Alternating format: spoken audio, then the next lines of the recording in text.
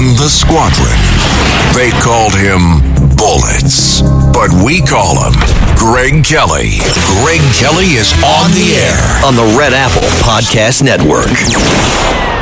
Well, this is a little item. Wow. It's ricocheting all over the political world right now. There is a left-wing Senate candidate in Michigan who got caught on audio tape saying some pretty disgusting things. Let's see here. Michigan Senate Democrat Abdul El-Sayed warning that he doesn't want anybody on his campaign saying anything about the death of Iranian dictator Ayatollah Khamenei.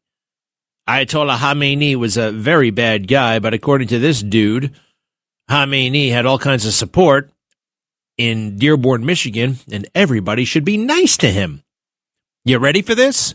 Somebody on his we don't know who recorded it, but this is okay. Again, he's running for the Senate. He's a leftist Democrat, Abdul El-Sayed, and he wants his campaign to stay silent on the killing of Khamenei because many of Michigan's Muslim voters are sad. Go ahead. And I also want to remind you guys that there are a lot of people in Dearborn who are sad today. Mm-hmm. Uh-huh. So, I just don't want to comment on Khamenei at all. I don't think it's worth even touching that. They're going to try and, this is what we practice, but isn't Khamenei a bad guy? Isn't it great that he's dead? My first amendment was 86 years old. He was going to be dead sometime soon anyway.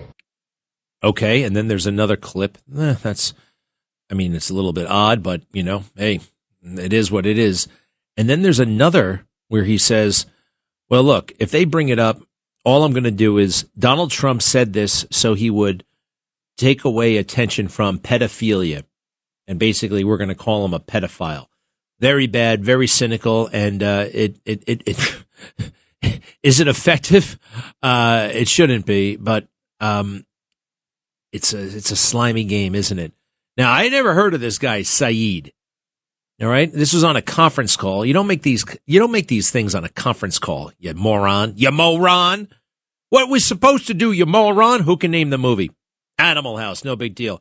Carlos, there's a secondary little audio clip embedded in this piece. I'd like you to turn that around for me. I take it this guy doesn't have much of a chance. Then he go, you never know. Dearborn, Michigan has the largest Muslim population per capita of any city in the country, and in 2023 became the nation's first Arab-majority city. Though heavily Democratic, Dearborn gave a plurality of its 2024 vote to President Donald Trump.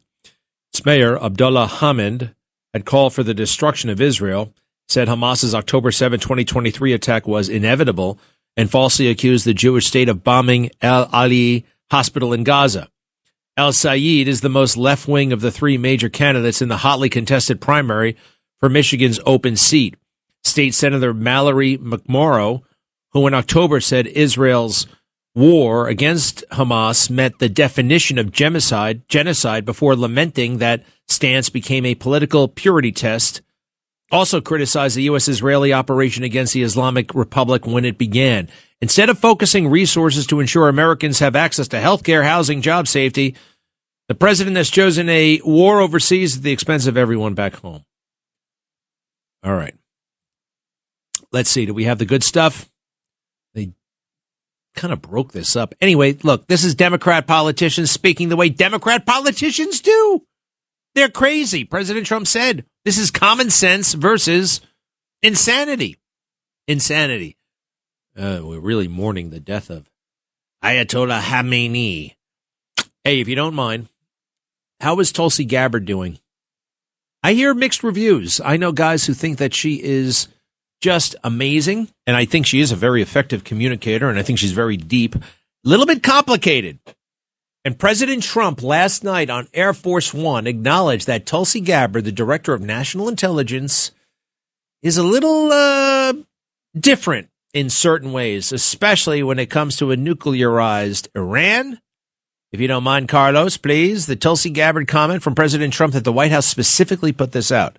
They put out the whole thing, but they put out this. Sorry, go ahead. Yeah, sure. Follow up. I mean, she's a little bit different in her thought process than me, but that doesn't make somebody not available to serve. Is she on the same page I as would you? say that I'm very strong on the fact that I don't want Iran to have a nuclear weapon. Because if they had a nuclear weapon, they'd use it immediately. I think she's probably a little bit softer on that issue, but that's okay. Some people are. Most people aren't. Most people are saying thank you very much for doing what you did. They are decimated right now. They're going to give up nuclear weapons. They're going to give us the nuclear dust. They're going to do everything that we want to do. And you know what? They're going to go on and maybe have a great country again. But if they don't do that, they're not going to have a country. They're not even going to have a country. So she's softer on that issue, but I have other people, not too many. That's an issue that we've had great support. You saw the CNN poll where Trump with MAGA, and I think MAGA is most of the Republican Party, is 100% approval. In fact, That is wild because you hear all of this. Oh, MAGA's coming apart. Have you heard the latest podcast? Have you heard what Joe Kent had to say? Who the hell is Joe Kent, and who would care what Joe Kent has to say? Well, he was in special forces and special operations. I mean, just look at his tattoos. All this weirdo man stuff, right? A little easy there on some of this podcast. I don't like him, and I don't like what's going on. I also still can't believe it. Anti-Semitism allowed to flourish in New York City. And it looks to me like they are cooking the books once again at police headquarters to make it seem like this is not a problem when it is. This is Eliza Licht, very talented. New York Post had a column all about breaking down the anti-Jewish crime reporting method changes under Mamdani that lowers the figure. There's anti-Jew hatred out there, but they rig it so it looks like it's on the decline instead of on the rise. Why would you do that? Unless you hate Jews, of course. Cut 11. While you were running errands yesterday afternoon, the NYPD quietly came out with this. Anti-Jewish crime reporting method changes under Zohran Mamdani, lowers figure. So let me explain to you what has happened. Jessica Tisch says, I believe in transparency. I also believe that the numbers the NYPD was previously reporting were conflicting, wrong, and confusing. In my opinion, what we should be reporting on is confirmed instances of hate crimes. Well, I'm genuinely asking you, Jessica, under the Adams administration, where you held the same role for 13 months, why were you not doing this? Why were you reporting every inbound complaint? So something tells me you don't really believe this, which is really disappointing. This actually got changed in February. In the past, under the Adams administration, any single filed complaint was considered a hate crime, went into the data. Now, the only things that are going into the official data is when it's confirmed a hate crime. So, as a reminder, since Mamdani took office, hate crimes have been up 182%. Well, obviously, that's not a number they like. What they'd like the optics to look like is the administration is lowering hate crimes. And what better way than to say, oh, no, we're not going to count the complaints. We're just going to count it when we officially declare it a hate crime. Let me give you an example. An Orthodox Jewish man gets punched in the face while wearing a yarmulke. He's in front of a synagogue. Is that a hate crime or is that just an assault? Well, according to Jessica Tisch and the NYPD, that would be filed as an assault. Why? Because no one said anything out loud like an anti-Semitic slur. If there's not a slur that goes with the assault, it's not a hate crime. Crime experts do not agree with this new method. Two scholars who study hate crime reporting cautioned it's likely not that simple. They said the new method could make it look like hate crimes are dropping when they're not. Quote, it would be erroneous to consider that's a drop in hate crimes, said Frank Pizzella, a professor at John Jay College and author of the book, The Measurement of Hate Crimes in America. 3 hate crime experts who spoke to Gothamist said the NYPD should publicly report both the number of reported crimes and those confirmed by the NYPD. The department did not respond to the experts' suggestion. So Jessica Tisch is known as a data genius. So Jessica, not really. Why would we not do exactly what they're saying? Report inbound as its own data set and then report confirmed. Noting that confirmed means there wasn't a slur that went with the punch in the face of the Orthodox man. So I know some people say, well, that sounds reasonable. I mean, we shouldn't do it unless it's confirmed. But basically, though, the data that comes in when you're counting, when you're actually collating, that is the number you use, the number of complaints. That you don't follow it until how it was adjudicated ultimately 2 years from now, because we need that. We need those numbers. People need those numbers soon so they can make decisions about resources and priorities and response, right? So, yeah, she's playing a game with the numbers. Maybe that's what she learned from Bill Bratton. I know this is a little bit inside baseball, but it gets my Irish up, as they say. What was the other thing we wanted to do? Oh, I'll put that on hold for a second. Yes, what is it? Reggie. Is it Reggie? Yeah, well, you can call me anything, Reg or Reggie. I respond to both. Is it like short for Reginald? Yes, it is. Very cool. Which it was very difficult growing up with that name in Brooklyn. Why? Anyway. Reggie Jackson was a hero. Well, yeah, okay, all right. Well, you're right. I'll take the heroic. Well, what did they pick on you for? Oh, Reginald. Where did you get a name like? I never met another white guy named Reginald till I was 30 years old, and he was British. Was that the only thing they were making fun of you about? Do you have like buck teeth or something? No, big ears. Huh. I'm sorry you went through that. What's going on? Well, you got John Kerry. I despise John Kerry even more than you did because I'm a Vietnam vet myself. He managed to wangle himself a 6-month tour rather than a year, and he didn't even serve all of that. He ended up about 5 months. Plus, he was assigned to one of these riverine dirty water boat squadrons, and that's how he ended up on that river doing that film. He took them back to a dangerous area to refilm that thing, by the way. So he had that he was always already thinking about campaigning for office, and that was meant to be part of his resume.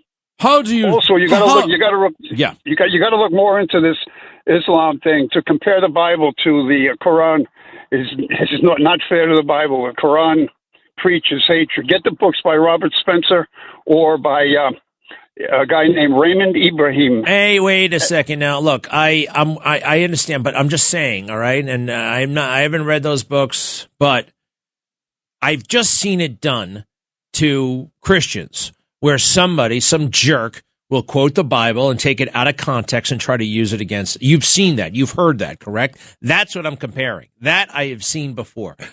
Haven't you? Yes, absolutely. But there are parts of the Quran which preach jihad. Jihad is the duty of every Muslim. I hear you. Listen, I'm very skeptical about everything these days, but yeah, I don't know enough about it. I just don't know enough about it. And too often, look, there are two traps here, right? One is they tag you with Islamophobia. The other one is you shut up about it and all of a sudden you lose your culture, right? So I'd rather be on the first one, and they want to call me something, they want to call you something, let them call you it. But I think it's reasonable to have some reservations. Hey, man, thanks a lot, Reggie. All right, we'll see you later. Hey, do we have, speaking of John Kerry, you want to hear John? When we come back, John Kerry before the Senate Foreign Relations Committee. He was 26 years old. You know the goofiest thing about this? He's not in the Navy anymore, but he wears his uniform. And he doesn't wear a real uniform. He wears like a customized, ridiculous version. He's a pretend soldier. That's what he looks like, a pretend soldier. We'll be right back. Greg Kelly on the Red Apple Podcast Network.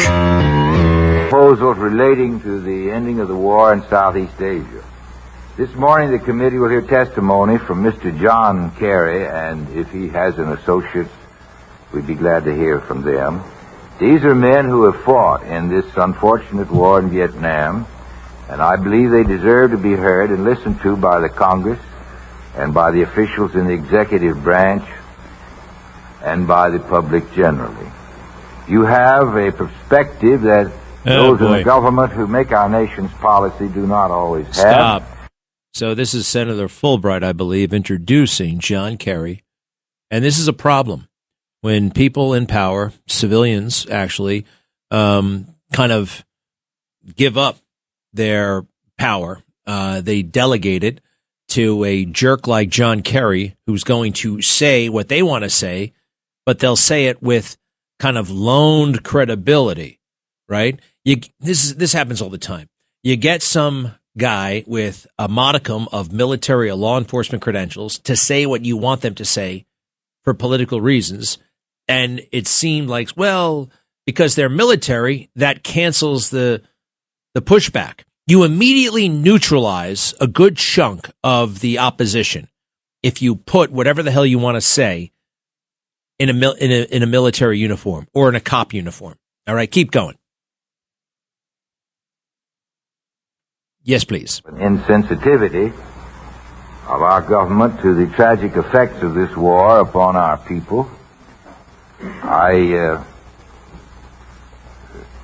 want also to congratulate Mr. Kerry, you and your associates, upon the restraint that you've shown, certainly in the hearing the other day when there were a great many of your people here.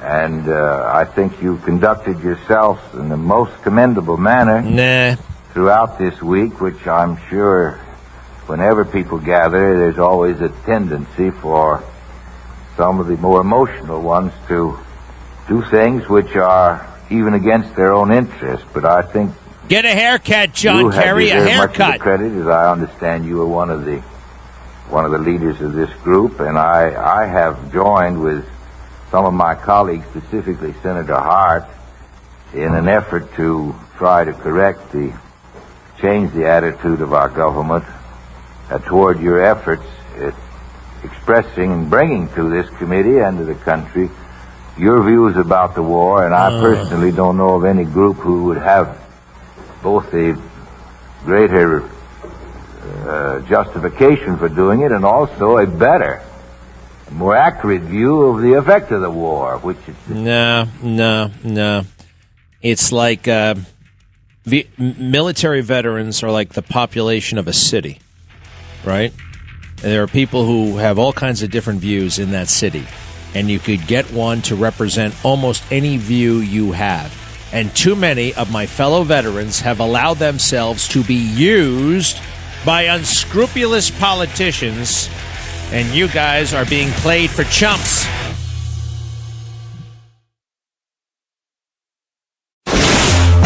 Greg Kelly, entertaining and informative on the Red Apple Podcast Network. I would like to say for the record that, and also for the men behind me who are also wearing the uniform and their medals, that my sitting up here is really symbolic. I'm not here as John Kerry. I'm here as one member of a group of 1,000, which is a small representation of a very much larger group of veterans in this country. And were it possible for all of them to sit at this table, they would be here and have the same kind of testimony. I would simply like to speak in very general terms. I apologize if my statement is general, because I received notification yesterday you would hear me, and I'm afraid because of the injunction I was up most of the night and haven't had a great deal of chance to prepare. Oh, shut up. I haven't had a great deal of a chance to prepare. However, I'm going to pull it out of my rear end and slam every fighting man in Vietnam, every man who went and served their country, America. I went with my eyes open with a plan that one day I would be standing here in front of all of you with my wonderful John F. Kennedy-like hair. You know, I knew John Kennedy as a boy. Yes. We sailed together at the regatta at Martha's Vineyard. Yes, we did. Yes. You son of a bitch.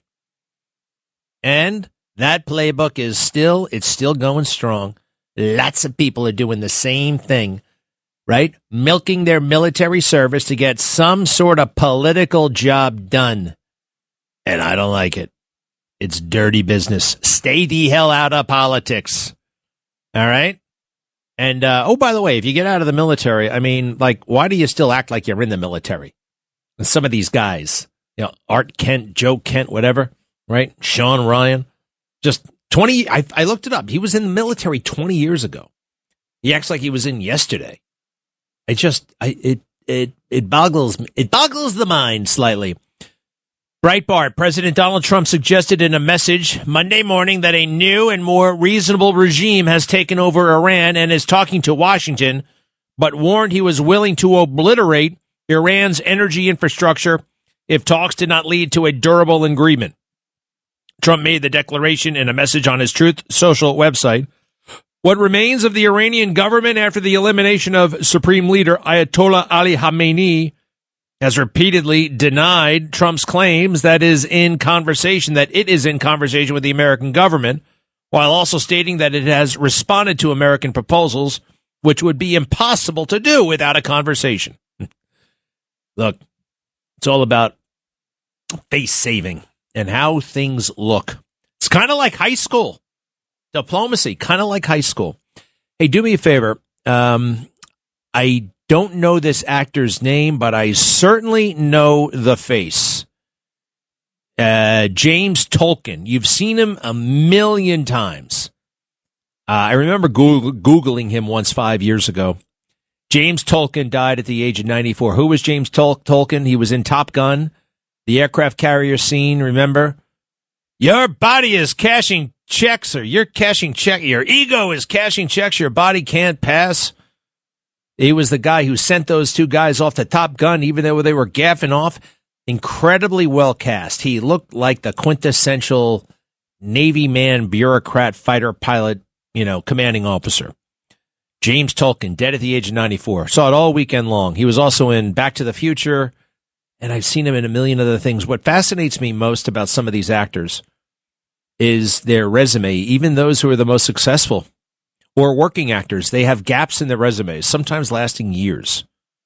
They'll go 2 or 3 years without, being in a production. What is that like? What do they do with that time? How do they survive? Is that why, some of these packages, some of these paydays are pretty big? They get paid handsomely when they're on a movie set or on a TV set. Not everybody does, but a lot of them do. Is part of that because it's known that they won't be working for a while. James Tolkien, 94 years old. You want to hear what he sounded like? This is him with Anthony Edwards and Tom Cruise right when they got back to the aircraft carrier, and boy, oh boy, are they in trouble. Hit it, Carlos, please. Maverick, you just did an incredibly brave thing. What you should have done was land your plane. You don't own that plane, the taxpayers do. Son, your ego is writing checks your body can't cash. Yes. You've been busted. You lost your qualifications as section leader 3 times. Put in hack twice by me. With a history of high-speed passes over 5 air-controlled towers and 1 admiral's daughter. Penny Benjamin. And you're lucky to be here. Thank you, sir. And let's not bullshit, Maverick. Your family name ain't the best in the Navy. You need to be doing it better and cleaner than the other guy. Now, what is it with you? Just want to serve my country. Be the best fighter pilot in the Navy, sir. Don't screw around with me, Maverick. You're a hell of an instinctive pilot. Maybe too good. I'd like to bust your butt, but I can't. I got another problem here. I got to send somebody from this squadron to Miramar. I got to do something here. I still can't believe it. I got to give you your dream shot. I'm going to send you up against the best. You 2 characters are going to Top Gun. For 5 weeks, you're going to fly against the best fighter pilots in the world. You were number 2. Cougar was number 1. Cougar lost it, turned in his wings. You guys are number 1. But you remember one thing.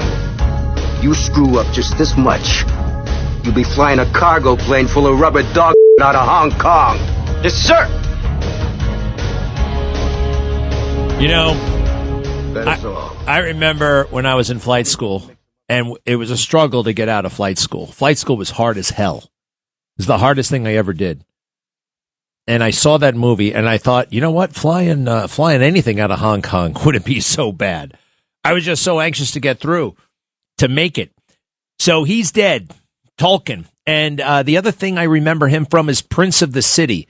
He was the jerky prosecutor that Jerry Orbach almost threw out the window. Anybody remember that? The pointy head. So it's just one of those things. They're famous, but they're not famous at the same time. And they go around and people say, wait a second, I know you. What do I know you from? And it must be very annoying, but it also must be very, very, I don't know. There must be, they must love it. They must love what they do.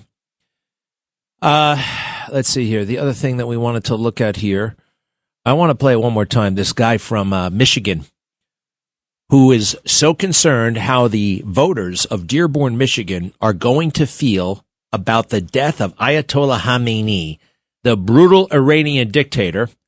He's in mourning. An American candidate for the U.S. Senate is in mourning because the Ayatollah Khamenei is no longer with us. He was killed in an American airstrike, please. And I also want to remind you guys that there are a lot of people in Dearborn who are sad today. Mm-hmm. So, I just don't want to comment on Khamenei at all. I don't think it's worth even touching that. They're going to try and, this is what we practice, but isn't Khamenei a bad guy? Isn't it great that he's dead? My first man was 86 years old. He was going to be dead sometime soon anyway. Well, shows you where that sensibility, and I think we have another clip from the same conference call. You know, when you talk on a conference call, you're going to be recorded, all right? People are going to pick up on it. I think he wanted this stuff in secret. This was the strategy, but it's out. Everything secret will be known. Go ahead. And I'm just going to go straight at pedophilia, frankly. As a pedophile president, right, decides that he doesn't like the front page news, so he decides to take us into another war. There was a time when you all were talking about America first. This seems to be America last. Well, look, they got to come up with a line, and he wouldn't be the first one to call President, use the Epstein thing against him. Do we have one more? I think we have one more. Go ahead. This is going to destabilize the region. I also want to remind you guys that there are a lot of people in Dearborn who are sad today. Mm-hmm. So, I just don't want to comment on Khamenei. All right. Well, I want to remind you guys. We have the moral high ground here. I think the more we stay out of, they're going to try and bait us into saying, yeah, but isn't it justified now that they took him out? Right. And I just think for us, we got to be no. Mm-hmm. All right. Well, let them have their but that's how they triangulate in a huge part of this country. The Democrat part. Sheridan Gorman was killed in Chicago. I'm seeing more and more information come out about her death. And you see the riot that was unfolding. She was in the middle of it. This beautiful young girl, college student from Yorktown Heights, Westchester County, shot in the head at the age of 20 in Brandon Johnson's Chicago, which is out of control. I see he's bitching and moaning about reparations. If only we had reparations for black people, we wouldn't have this crime. Brandon, do me a favor. This is the report on Sheridan Gorman, a memorial, a celebration of her life. The young girl who was killed by an illegal alien criminal, shot in the head by somebody who was let into this country by Joe Biden, came here illegally, and of course was granted status. Stay as long as you want. Cut 2. Family and friends bid a final farewell to Sheridan Gorman, the Loyola University student shot and killed last week in Chicago. After the private funeral and burial, the grieving family joined their Yorktown community to celebrate their loved one's life. Andrew Ramos was there. A community in mourning gathers in strength. This was the scene at Jack DeVito Memorial Field in Yorktown Saturday night as several hundred gathered to pay tribute to the life of 18-year-old Sheridan Gorman. Sheridan was a beacon of light. She was the heart of her team. From her high school field hockey coach to family friends. Whether it was a kind word, a laugh, or just her presence, she had a way of lifting people up. Their stories ran on one common thread. The Yorktown native was beloved. Even complete strangers feeling compelled enough by the loss to take part in Saturday's vigil. It's just beautiful that, people that don't even know each other just want to be there for each other and come out and just say, hey, we're thinking of you. Gorman was just 6 months into her college journey at Loyola University in Chicago when her life was cut short. The freshman was gunned down on March 19th as she walked with her friends near a pier. 24-year-old Jose Medina, a Venezuelan migrant, has since been charged in the murder. In what was their first public appearance, the Gorman family took to the stage for an emotional tribute to their daughter, revealing the toll her loss has taken. Sheridan, she was our joy, our collective joy. And now that joy is gone. But standing here tonight, looking at you all, that joy didn't just last in our home. It lives here. And if there's anything we can all do in her honor, it's this. Love people like Sheridan, loudly, freely, without holding back. The family expressing their gratitude to the community that has rallied around them at a time it's needed the most. And to everyone here, thank you for loving her. Thank you for knowing her the way we did. Now, as the community here continues to mourn, they made clear they want justice. The suspect charged in the case is due back in court on April 15th. Reporting in Yorktown, Andrew Ramos, CBS News, New York. Well, you know what? Nice job, Andrew, actually. Didn't sugarcoat the part about that guy being an illegal migrant, I don't believe. A criminal, right? Named him. That's... You'd be surprised how often those kinds of inconvenient facts are ignored or dropped out for fear of offending or embarrassing Democrats. I would like to know more about the No Kings. This is the worst, labeled thing. It should be, we hate Trump. No Kings. It doesn't resonate with anybody. Does it? Yes, Jay, what is it? Yeah, hey, Greg. I just wanted to know if you think Letitia James could be, forced into going after Sliwa for this treacherous video he put out last weekend. I wonder, Jay. Anything else? Yeah. I'm very suspicious of you. You're that guy who called a couple of weeks ago, aren't you? About that glove compartment. Wasn't that you? No. Nah. What's that about? I don't know. All right, maybe. All right, so Letitia James. Yeah, we can't get her on the phone. All right. They made fun of her the other night, too. But no, I wonder. Letitia James, look, Mamdani is an ally of Curtis Sliwa. Guess who swore in Mamdani? Letitia James. I mean, she's a great, big, large, black lesbian. All right. They don't process information like this. It doesn't serve her purpose. So it's an interesting idea, Jay, but I don't think it goes anywhere. But somebody should investigate. I wonder if there's any way. Is Curtis like Eric Adams? Does he have any property in New Jersey? I wonder if we could go about it that way. Jay, who else could we call? What other cops could we call to investigate him? In New York City, I don't know if there's any shot of going after these people, but what he should get, every contribution should definitely be returned. This was a travesty what went on. Well, I actually agree. And I think it was a big scam. And I think then again, he's very childlike. When you deal with Curtis, he's like a cartoon character. There's no depth. There's no real sophistication. He's like a cartoon. He's a simpleton. And maybe I can get the match. I am going to win. I mean, could he have believed that?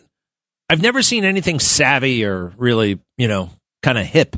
For a guy who spent a lot of time in the city and in the subway, kind of a naive dude, weirdly. All right, Jay, thank you. Sorry about that. I mistook you for somebody else, an enemy of mine. George, hello.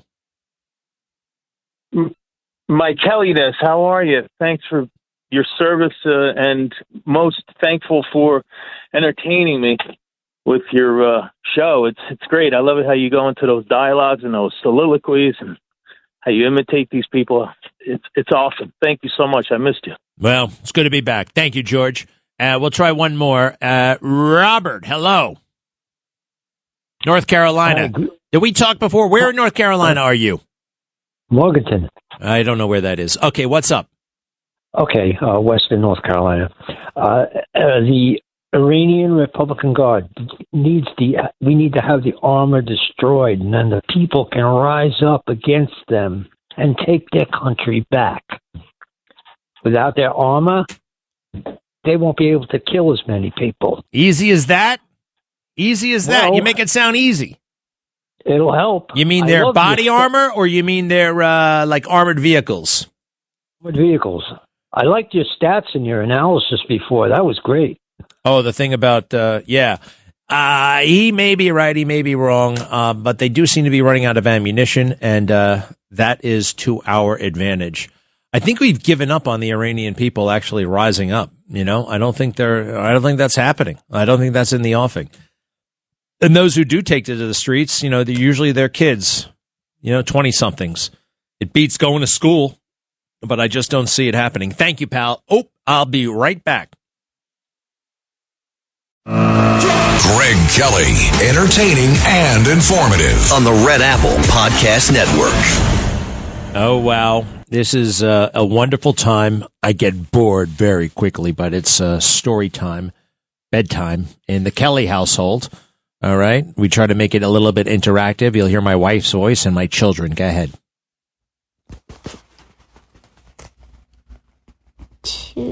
The first doorbell I will ring. And even if we're 92, I will harmonize with you. Can I ask a quick question? What is this book about? What? Say it to me.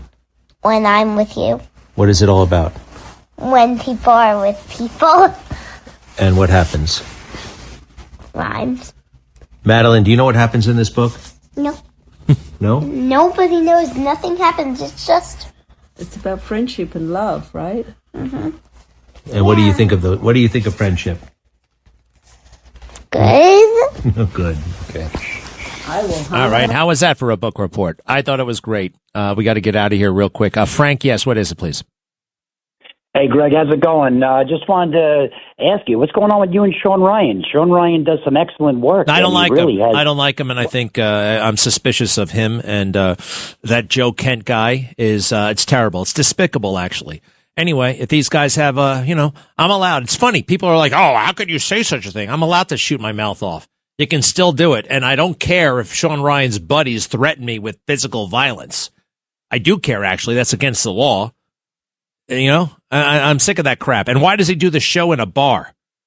Huh? Why would you ever do a show in a bar? The last thing veterans need is more exposure to alcohol. Believe me. All right? I don't like the guy. Gail, hello. Hi. I was at CPAC. And? Hi. I was at CPAC last week, and it was fantastic. The Shah spoke, the son of the former Shah. Oh, yeah. And he was a magnificent speaker. He wants to be a bridge, he feels. Yeah. And there was a huge Iranian-American contingent. And unlike a lot of the immigrants from that part of the world, they were crazy patriotic, love President Trump. And I do think, after seeing them, and I think it was historic. It's that guy probably doesn't have the clout in Iran to pull it off, but I'm glad you were there. Thanks for listening to The Greg Kelly Show. You can hear The Greg Kelly Show weekdays at 12:15 on 77 WABC. If you like the podcast, share it with your friends and listen anytime at WABCRadio.com and download the WABC Radio app. Hit that subscribe button on all major podcast platforms. Plus, follow WABC on social on Instagram, TikTok, Facebook, and X. See you next time for a new episode so you never have to wonder. What the heck is going on here? LifeLock, how can I help?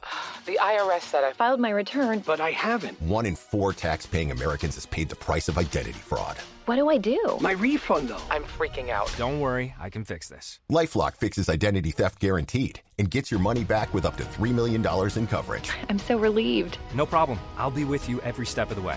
1 in 4 was a fraud-paying American. Not anymore. Save up to 40% your first year. Visit LifeLock.com/podcast. Terms apply.